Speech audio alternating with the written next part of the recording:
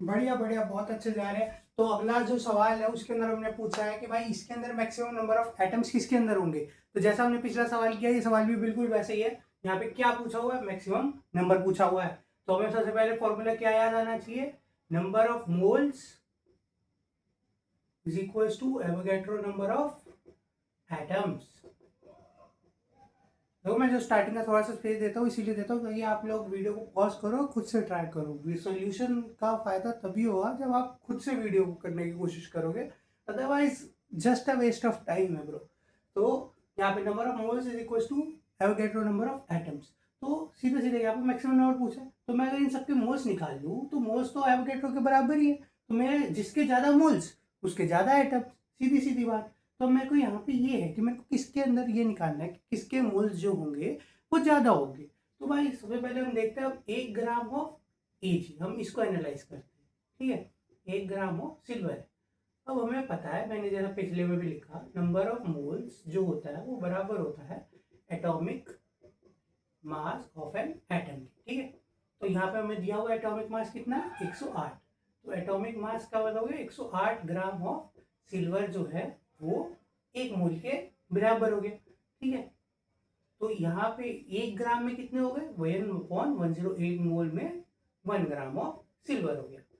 ठीक है, तो यहाँ पे हमारे पास कितना आ गया, 1/108। ठीक है, अब हम बी पार्ट को एनालाइज कर लेते हैं। सेकेंड पार्ट में यहाँ पे मैं दूसरा फॉर्मूला लिख देता हूँ जो हम इसमें यूज करें, number of moles is equals to atomic mass of atom. ठीक, अब यहाँ पे 1 ग्राम ऑफ मैग्नीशियम उसकी बात कर रहे हैं। तो भाई अब यहाँ पे हमने ये बात करी तो हम ये लिखते हैं 1 mole of Mg is equals to 24 grams of magnesium.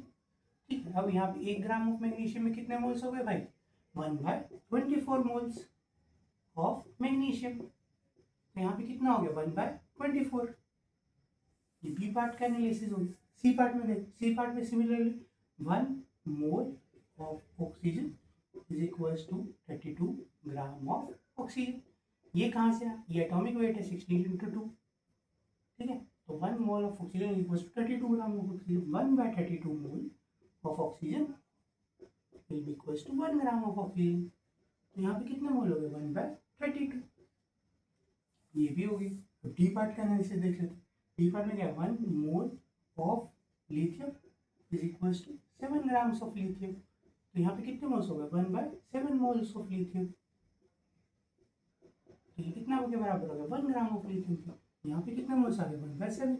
ठीक है, अब मैंने क्या बताया, number of moles is equals to Avogadro numbers of atom.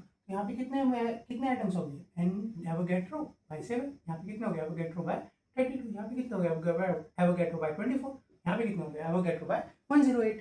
तो सबसे कम किस में होगी, हमें क्या निकालना, मैक्सिमम निकालना। तो सबसे ज्यादा किस में हो गए, सबसे ज्यादा इसमें हो गया क्योंकि इसका डिनोमिनेटर है सबसे छोटा। आंसर क्या होगा, डी।